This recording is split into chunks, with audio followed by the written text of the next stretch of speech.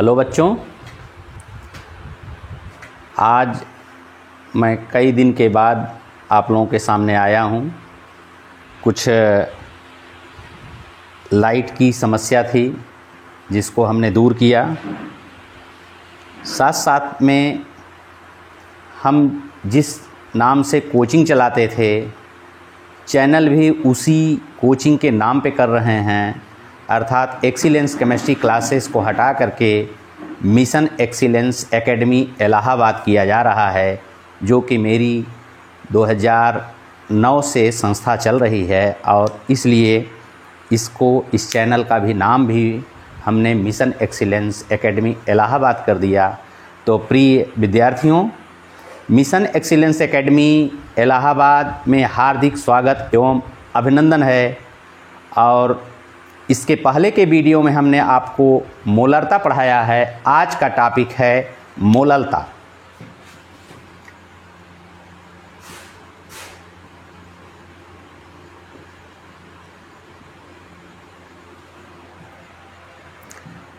एक हम बर्तन लेते हैं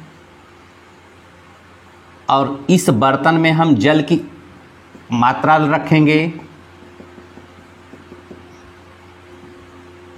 जल ये विलायक हो गया।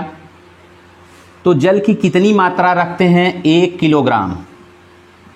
1 किलोग्राम। इसमें हम विलेय पदार्थ डालेंगे। विलेय पदार्थ, और विलेय पदार्थ को हम मोल में घोलते हैं। इसमें घोलते हैं मोल में। तो यह जल क्या है? विलायक है।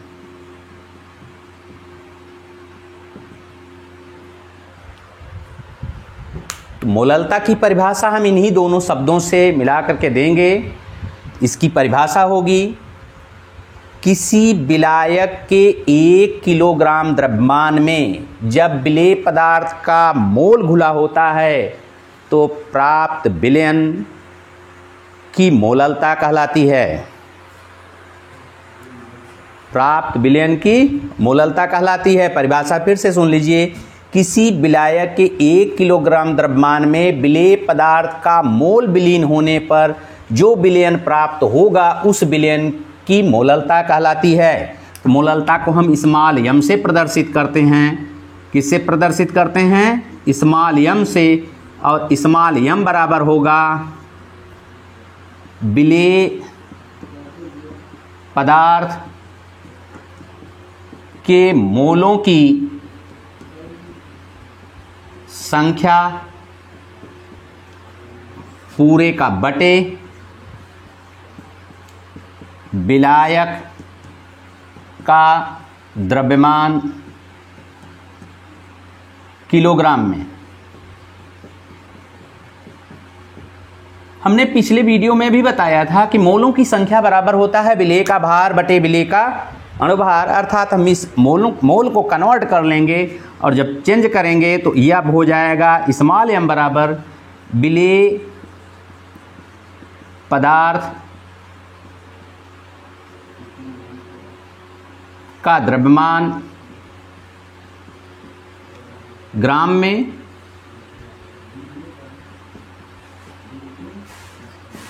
अब पूरे का बटे विलेय पदार्थ का अणुभार गुणे विलायक का द्रव्यमान किलोग्राम में।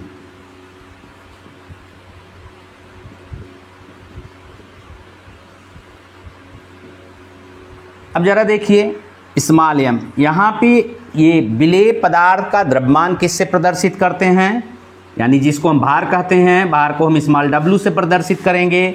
विलेय पदार्थ का अणुभार किससे प्रदर्शित किया जाता है? कैपिटल M डैश से। किससे प्रदर्शित करते हैं? कैपिटल M डैश से। और गुणे विलायक का द्रव्यमान किस में हम प्रदर्शित करते हैं? किलोग्राम में। इसको हम V द्रव्यमान कह दें वी एम, यानी अगर हम ग्राम में इसे प्रदर्शित करें तो ये हो गया वी जी, और 1 किलोग्राम में कितना द्रव्यमान होता है, अर्थात 1000 ग्राम होगा तो 1000 ये हम भाग दे देते गुणा कर देंगे तो ये हमारा सूत्र निकल आया, अर्थात मोललता बराबर विलेय पदार्थ का भार बटे विलेय पदार्थ का द्रव्यमान गुणे विलायक का द्रव्यमान ग्राम में अपूरे का गुणे 1000। आइए अब और भी इनके साथ छोटे छोटे शब्द हैं, उनको देखा जाए।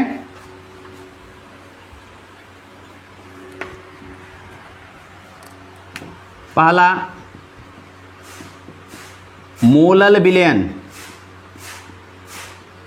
मोलल विलयन, मोलल विलयन क्या है?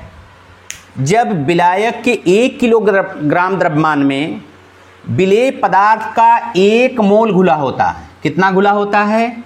1 मोल घुला होता है तो प्राप्त विलयन मोलल विलयन कहलाता है। मोलल विलयन की मोललता कितनी होगी? Small m। दूसरा शब्द है semi molal. Semi molal, semi molal की परिभाषा क्या होगी? जैसा कि अर्थ ही लग रहा है, सेमी शब्द से ही, सेमी का मतलब है आधा यानी अर्ध, तो किसका आधा? मोलल विलयन का, अर्थात इसकी परिभाषा होगी 1 किलोग्राम विलायक के 1 किलोग्राम विलायक में विलेय पदार्थ का जब 1/2 मोल विलीन होता है तो प्राप्त विलयन सेमी मोलल कहलाता है। विलायक के 1 किलोग्राम द्रव्यमान में विलेय पदार्थ का 1/2 मोल विलीन होने पर 1/2 मोल विलीन होने पर प्राप्त विलयन सेमी मोलल कहलाता है। और इसकी मोललता होगी, ये इसको हम क्या कहते हैं? Small m/2। स्मॉल m/2 और स्मॉल m/2 हो गया, जिसको हम 1/2 भी प्रदर्शित कर सकते हैं। तीसरा टॉपिक आपका हो गया डेसी मोलल। डेसी मोलल का तात्पर्य है कि 1 किलोग्राम विलायक में जब विलेय पदार्थ का 1 मोल का 10वां हिस्सा विलीन होता है। कितना विलीन होता है? 1 मोल का 10वां हिस्सा विलीन होता है तो प्राप्त विलयन डेसी मोलल कहलाता है। डेसी मोलल की मोललता होगी स्मॉल m/10 अथवा 1/10। चौथा शब्द हो गया सेंटीमोलल। सेंटीमोलल, सेंटीमोलल की जो परिभाषा होगी वह होगा विलायक के 1 किलोग्राम द्रव्यमान में जब विलेय पदार्थ के 1 मोल का कितने 1 मोल का 1/100वां भाग विलीन होता है तो प्राप्त विलयन सेंटीमोलल कहलाता है। क्या कहलाता है? सेंटीमोलल कहलाता है। और इसकी मोललता m/100 होती है, जिसे हम 1/100 से भी प्रदर्शित करते हैं। पांचवा शब्द आपका आया है मिली मोलल। मिली मोलल, इसको हम अब परिभाषा इसकी इंडिकेट करेंगे। किसी विलायक के 1 किलोग्राम द्रव्यमान में जब विलेय पदार्थ का कितना भाग विलीन होता है? विलेय पदार्थ के 1 मोल का 1/1000वां भाग विलीन हो, यानी 1 मोल का 1000 भाग जब विलीन होगा तब इसकी मोललता कितनी हो जाएगी? m/1000। और ये हम इसे प्रदर्शित किससे करेंगे? 1/1000। अब जरा चार्ट के आधार पर देखिए किनको हम मोलल विलयन कहेंगे। मोलल विलयन जो होगा इन विलयन की अपेक्षा सांद्र होगा, क्योंकि इसमें ज़्यादा जो है पदार्थ विलीन है। कितना पदार्थ विलीन है? इसमें 1 मोल विलीन है। इसकी सांद्रता मोलल विलयन की अपेक्षा कम होगी। सेमी मोलर कम सांद्र होगा, अर्थात तन होगा किसकी अपेक्षा? मोलल विलयन के, क्योंकि इसमें कितना पदार्थ विलीन है? ये आपका 1 मोल का आधा हिस्सा विलीन है, अर्थात 0.5 मोल विलीन है, जिसके कारण ये इसकी मोललता हो गई m/2 अथवा 1/2। डेसीमोलल इन दोनों विलयन की अपेक्षा तन होगा। क्यों होगा? क्योंकि यहाँ पे 1 मोल विलीन है, यहाँ पे 0.5 यानी 1/2 मोल विलीन है, यहाँ पे 1 मोल का 10वां हिस्सा विलीन है। कितना विलीन है? 1 मोल का 10वां हिस्सा विलीन है, जिसके कारण ये जो है और तन हो गया। जब सेंटीमोलल चलते हैं तो यह इनकी भी मोललता जो आएगी यह और डाइल्यूट होगा और तन होगा। क्यों होगा? क्योंकि यहाँ पे 1 मोल का 100वां हिस्सा विलीन है। कितना विलीन है? 1 मोल का 100वां हिस्सा विलीन है, जबकि मिलीमोलर सबसे ज़्यादा तन होगा। क्यों होगा? क्योंकि इसमें 1 मोल का 1/1000वां भाग विलीन है, अर्थात विलेय पदार्थ की मात्रा बहुत ही कम है, उनके मोलों की संख्या बहुत ही कम है, जिसके कारण ये विलयन तन होगा। आइए अब जरा देखते हैं कि ताप का क्या प्रभाव पड़ता है। हमने नॉर्मलता का, मोलरता का और मोललता का, तीनों का ताप का प्रभाव एक साथ में बता रहा हूं, और ताप का प्रभाव बहुत ज़्यादा इम्पॉर्टेंट है। अभी नॉर्मलता और मोलरता के हम ताप का प्रभाव उनके ऊपर की चर्चा हम नहीं किए थे, खुद नहीं किया था। क्यों नहीं किया था? समझ कर नहीं किया कि अगर मैं वहाँ पे बताता तो आपको समझ में न आता, जिसके कारण हम तीनों टॉपिक को एक साथ लेकर के हम बताना चाहते हैं। तो आइए, ताप का प्रभाव, पहले हम किस पे प्रभाव देंगे? नॉर्मलता पर। नॉर्मलता, तो जब नॉर्मलता पर क्या प्रभाव पड़ेगा ताप को? ताप बढ़ाएंगे तब क्या प्रभाव होगा, ताप को घटाएंगे तब क्या प्रभाव होगा, इन दोनों चीज़ों को हमको विशेष ध्यान देना है। तो जरा देखिए कि ताप बढ़ाएंगे तो क्या प्रभाव होगा और ताप घटाएंगे तो क्या प्रभाव होगा। हम एक बर्तन ले लेते हैं और इस बर्तन में हमने क्या मिलाया, यहाँ पे विलयन रख लिया, विलायक रखा, और विलायक में हमने विलेय पदार्थ जब इसमें डाल दिया तो ये बन गया क्या? विलयन बन गया। क्या बना ये विलयन बन गया। अब जरा ध्यान दीजिए कि जब हम इसको गर्म कर देते हैं, अगर स्प्रिट लैंप लगा करके हम इसको गर्म कर दें बेटा, तब यहाँ पे क्या प्रभाव इनका पड़ता है, ये चीज़ आपको विशेष ध्यान देना है, इसी का अध्ययन करना है कि अगर हम स्प्रिट लैंप से या किसी भी गैस से इसको हम जब गर्म कर देते हैं तो गर्म करते हैं तो इसके ऊपर क्या प्रभाव पड़ता है, ये चीज़ ध्यान दीजिए। यहाँ पे जब गर्म करेंगे हम इनको तो ये विलयन का क्या है? आयतन है, और गर्म करने पे इनके अणुओं में प्रसार होगा। अणुओं में क्या होगा? प्रसार होगा, जिसके कारण विलयन के आयतन में वृद्धि हो जाएगी। विलयन का आयतन परिवर्तित हो जाएगा। जब विलयन का आयतन परिवर्तित हो जाएगा तो इसमें विलेय पदार्थ के जो ग्राम या तुल्यांकी भार या जो भी मोल, जो कुछ भी विलीन हो, अभी सब क्या हो जाएंगे? परिवर्तित हो जाएंगे। तो यहाँ पे शब्द क्या है? नॉर्मलता है। तो नॉर्मलता में क्या विलीन होता है? तुल्यांक विलीन होता है। तो जब इस विलयन के आयतन परिवर्तित होंगे तो इनका तुल्यांक भी परिवर्तित हो जाएगा। जब आयतन और तुल्यांक दोनों परिवर्तित हो जाएंगे तो नॉर्मलता भी क्या हो जाएगी? परिवर्तित हो जाएगी। अर्थात ताप बढ़ाने पर या घटाने पर विलयन का नॉर्मलता परिवर्तित होता है। क्लियर हुआ? दूसरा टॉपिक चलिए, मोलरता। मोलरता में हम क्या विलीन करते हैं? मोलों की संख्या। मोल विलीन करते हैं। किसमें विलीन करते हैं? विलायक में। और जब विलायक में हम विलीन कर दिए, उसके आयतन कितना लेते हैं, लीटर में रहेगा या ml में रहेगा, तो निश्चित रूप से जब हम टेम्परेचर बढ़ाएंगे, तो जब टेम्परेचर बढ़ा देते हैं तो इस विलयन का आयतन बढ़ जाता है, जिसके कारण मोल क्या हो जाएंगे?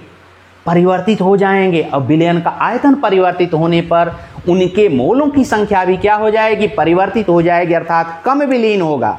जब आयतन बढ़ेगा तो निश्चित रूप से 1 लीटर के आयतन के हम कर देंगे कितना? अगर हम 1.1 लीटर कर दिए, बढ़ा दिए टेम्परेचर, और टेम्परेचर बढ़ा दिए तो 1.2 लीटर हो गया, और जब 1.2 लीटर हो जाएगा तो उसमें विलेय पदार्थ कितना है, मोलों की संख्या कितनी विलीन है, 1 मोल। अब जरा देखिए परिभाषा किस पे हम लेके चलते थे, 1 लीटर बिलियन में, लेकिन अब जब ताप दे दिए तो बिलियन का आयतन कितना बढ़ गया, 0.2 बढ़ गया, 0.1 लीटर बढ़ गया, जिसके कारण अब बिलियन कितना हो गया, 1 से बढ़कर के कितना आया, 1.2 लीटर। अब 1.2 लीटर में कितना मोल विलीन है, 1 मोल।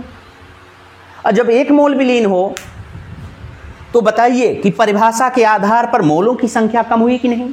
और जब मोलों की संख्या कम हो गई, आयतन बढ़ गया, तो निश्चित रूप से मोलरता भी क्या होगी, परिवर्तित हो जाएगी। और मोलरता जब परिवर्तित होगी तो जरा देखिए नॉर्मलता भी परिवर्तित हुई, मोलरता भी परिवर्तित हुई। अर्थात यहाँ पे अब जरा दोनों का सूत्र देख लीजिए, यहाँ पे तुल्यांक की संख्या रखा गया है, यानी तुल्यांक बराबर क्या होता है, भार बटे तुल्यांकी भार। तो यहाँ पे हम विलेय पदार्थ का भार बटे विलेय पदार्थ का तुल्यांकी भार और गुणे विलयन का आयतन ml में ले लिए, अपूरे का गुणे 1000 कर दिए। अब जरा देखिए इनका भार तो स्थिर है, पदार्थ क्या परिवर्तित हुआ, विलयन का आयतन।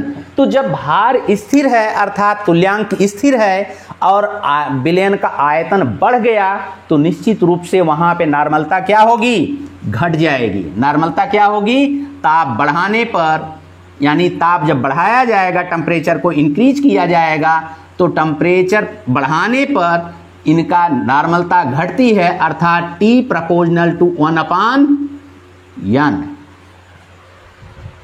T proportional to 1/n। यहां पे आइए मोलरता, यही सेम चीजें होंगी, क्योंकि अगर हम यहां पे विलेय पदार्थ का भार रख दें तो तुल्यांकी भार ना हो करके यहां पे क्या आ जाएगा, मोलरता बराबर हो जाएगा विलेय पदार्थ का भार बटे विलेय पदार्थ का अणुभार, और ये गुणे विलयन का आयतन ml में, अपूरे गुणा कितना हो जाएगा, 1000। अब जरा देखिए भार तो स्थिर है, पदार्थ का अणुभार भी स्थिर है, अर्थात यहाँ पे मोलों की संख्या क्या हो गई, अभी जो मैं बताया स्थिर है, जबकि आयतन परिवर्तित हो रहा है। कहाँ कितना हुआ, 1 से 1.2 लीटर। ताप बढ़ाएंगे तो निश्चित रूप से विलयन का आयतन परिवर्तित हो जाएगा। जब विलयन का आयतन परिवर्तित हो गया तो आयतन बढ़ गया, भार स्थिर है, तो भार स्थिर जब होगा आयतन बढ़ेगा तो मोलरता क्या होगी, घट जाएगी। अर्थात मोलरता में भी हम लेके चलेंगे T प्रोपोर्शनल टू 1/m, या इसी को हम अथवा ऐसे भी लिख सकते हैं कि m प्रोपोर्शनल टू 1/T। ये हो गया। जब ताप बढ़ाएंगे तो मोलरता घट जाएगी, और जब ताप घटाएंगे तो मोलरता बढ़ जाएगी। तीसरा टॉपिक आपका आया है जो अभी मैं पढ़ाया हूं, इसी वीडियो पर पढ़ाया हूं, वो आपका है मोललता। मोललता, मोललता में हमने आपको सूत्र बताया है कि स्मॉल m से प्रदर्शित करते हैं। यहां पे क्या चीज है, विलेय पदार्थ का भार,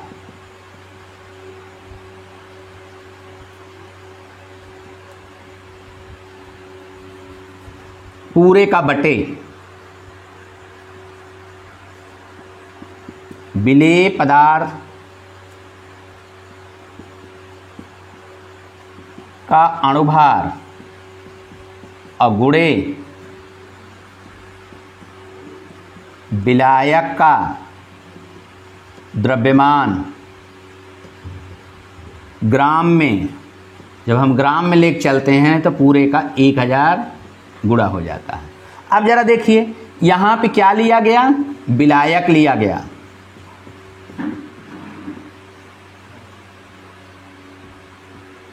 किसकी परिभाषा में, इसके, यानी मोललता। जब हम टेम्परेचर बढ़ाते हैं तो विलायक की क्या चीज लिया गया है, लीटर नहीं लिया गया है, बल्कि आयतन नहीं लिया गया, बल्कि द्रव्यमान लिया गया है, और 1 किलोग्राम।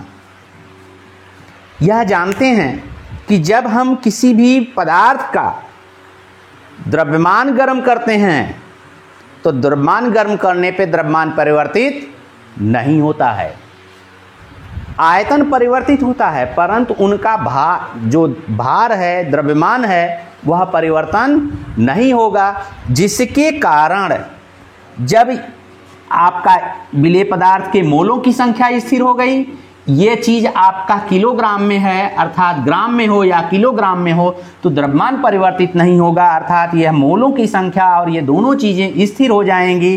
तो ताप बढ़ाने पर मोलरता का कोई भी प्रभाव नहीं पड़ता है। इसको आप नोट कर लीजिए क्योंकि बहुत ज़्यादा इम्पॉर्टेंट है। ताप बढ़ाने पर मोललता परिवर्तित नहीं होती है। क्या क्या परिवर्तित होगी, नॉर्मलता और मोलरता दोनों परिवर्तित होंगे, जबकि मोललता परिवर्तित नहीं होगी। यदि कोई संदेह है तो आप कमेंट अवश्य करिए, और आपका 1-2 न्यूमेरिकल के कमेंट आए हैं कि सर न्यूमेरिकल और करा दीजिए, वह हम आपको नेक्स्ट वीडियो में करा देंगे। और जो भी समस्याएं हैं उन समस्याओं को कमेंट अवश्य करिए, या मेरे व्हाट्सएप पे आप ले आकर के भेज दीजिए। व्हाट्सएप पे जब भेजेंगे तो वह चीज़ें आपको देख करके वह नेक्स्ट वीडियो में बनाया जाएगा, और जल्दी ही मेरा चैनल आप लोगों के बीच लाइव में भी प्रस्तुत होने की तैयारी कर लिया है। मैं चाहूँगा कि इसको अधिक से अधिक शेयर करिए, लाइक करिए और चैनल को सब्सक्राइब करिए, ताकि लॉकडाउन में उन बच्चों के पास भी यह सुविधा पहुँच जाए जो पढ़ नहीं पा रहे हैं, और उनके पढ़ाई में सहयोग करिए। सबसे शिक्षा में सहयोग करना सबसे बड़ा पुण्य का काम है। तो इसको लाइक और शेयर करेंगे, शेयर कर देंगे तो ज़्यादा पुण्य पाएंगे। और हम लोग मेहनत कर रहे हैं तो इसलिए लाइक तो भाई हम लोगों का हक बनता ही है, और हक बनेगा तो आप लाइक कर देंगे तो मेरा भी उत्साह बढ़ेगा, मेरे स्टाफ का उत्साह बढ़ेगा, और साथ में चैनल को सब्सक्राइब करेंगे। कोई भी वीडियो हम लोग जब लोड करेंगे तो आपको सूचना मिल जाएगी। आइए इस पे न्यूमेरिकल भी देख लें।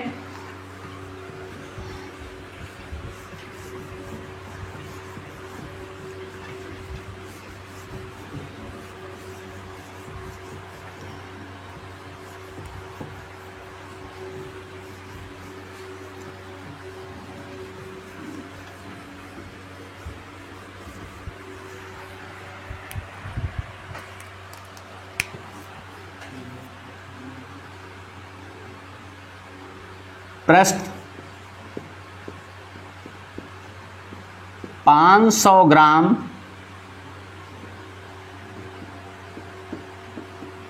विलायक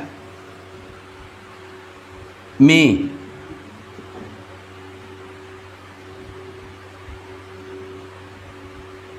एसिटिक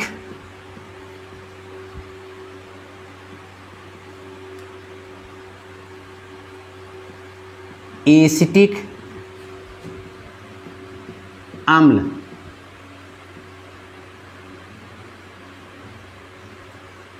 की कितनी मात्रा विलीन करें जिससे प्राप्त विलयन की मोललता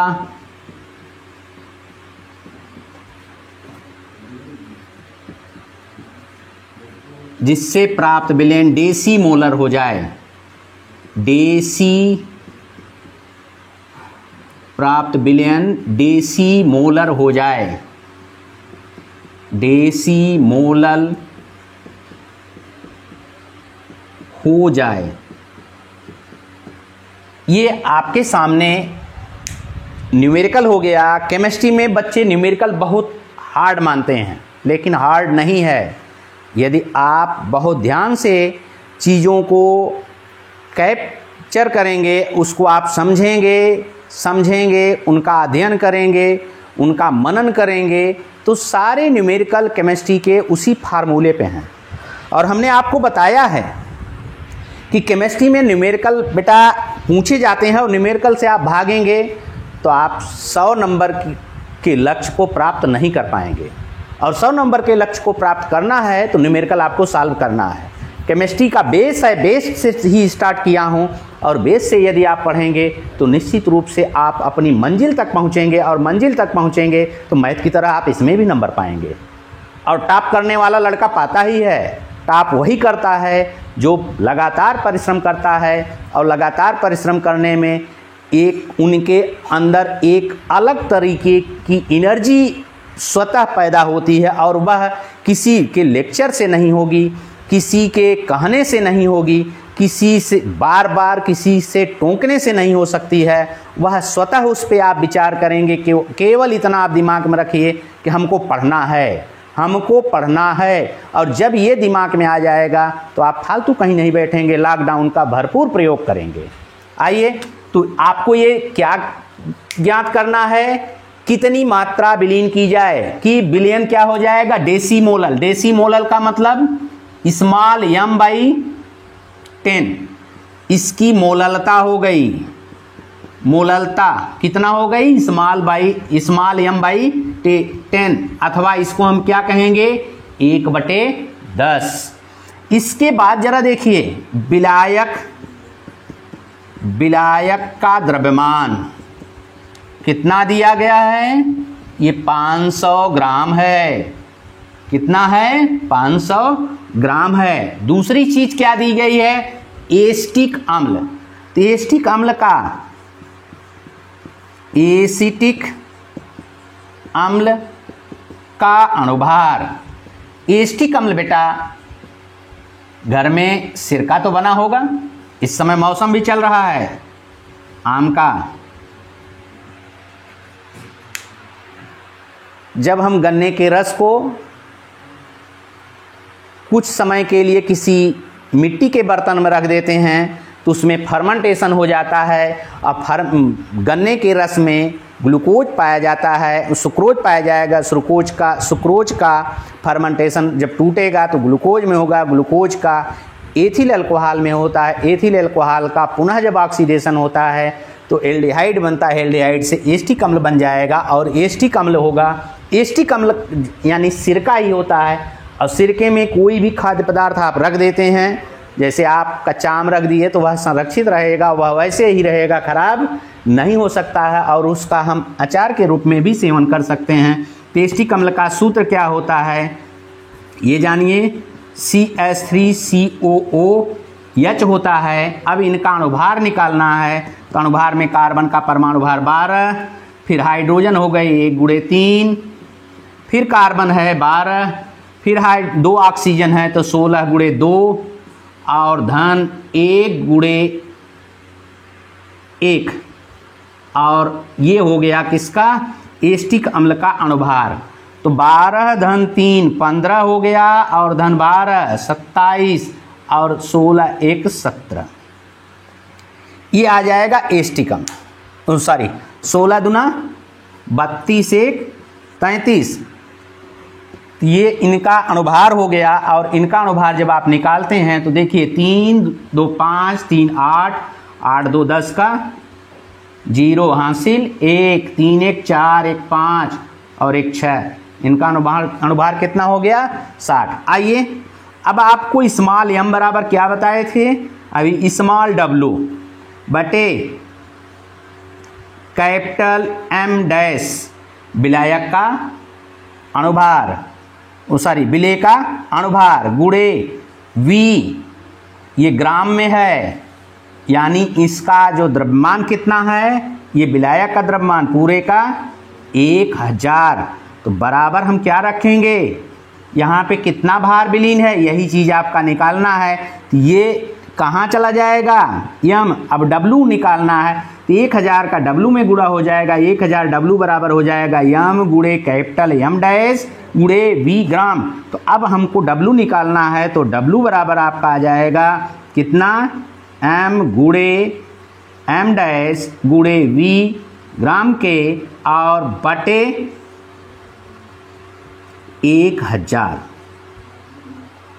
अब आप जरा देखिए, इसको भाग दे दीजिए तो ये बराबर आपका निकलेगा कितना, यम कितना है, ये चीज़ आपका निकालना है। दिया गया है डेसी मोलल, कितना दिया गया है, डेसी मोलल, ये चीज़ दिया गया है। और इसकी मोललता कितनी है, 1/10, 1 अपूरे का बटे 10 गुणे अणुभार किसका, विलेय पदार्थ का 60 गुणे कितना ग्राम है, विलायक 500। अब पूरे का बटे 1000, 500 को 1000 से काट दीजिए, 2 हो गया। अब 10 दूना 20, इनको जब आप काटेंगे तो जरा देख लीजिए, 2 से ही काट दीजिए, 30 हो गए। अब फिर इसको काट देंगे तो 3 हो जाएगा, अर्थात इसमें क्या विलीन होगा, 3 ग्राम। कितना आया, 3 ग्राम। ये हो गए इसका भार, किसका भार, एसिटिक अम्ल का। तो आज इतना ही है। यदि आपको न्यूमेरिकल लगाने में नॉर्मलता, मोलरता या कोई भी समस्या उत्पन्न हो रही है तो मेरे व्हाट्सएप पर आप उस समस्या को भेजिए अथवा आप कमेंट कर दीजिए। और जब कमेंट करेंगे तो निश्चित रूप से आपकी उस समस्या को समाधान करके अगले वीडियो में आपको लोड किया जाएगा, जिससे आप अच्छे तरीके से उसको देख सकते हैं, पढ़ सकते हैं। फिर भी समस्याएं उत्पन्न हो रही हैं तो आप हमको सूचना देंगे और उस सूचना के आधार पर हम आपके लिए लगभग एकदम तत्पर तैयार हैं। मैं ही नहीं, मेरा पूरा स्टाफ तैयार है, जिसके साथ साथ में आपके पढ़ाई में भरपूर सहयोग करने का हम लोग जो है लगे हुए हैं और हम सहयोग करेंगे लॉकडाउन में। इसका आप फ़ायदा लीजिए, वीडियो को लाइक करिए, शेयर करिए, साथ में मेरे चैनल को सब्सक्राइब करिए, जिसके साथ ही आपको आपके पास हमारे द्वारा दी गई सूचनाएं या लोड किए गए वीडियो आसानी से पहुंच जाएं। धन्यवाद।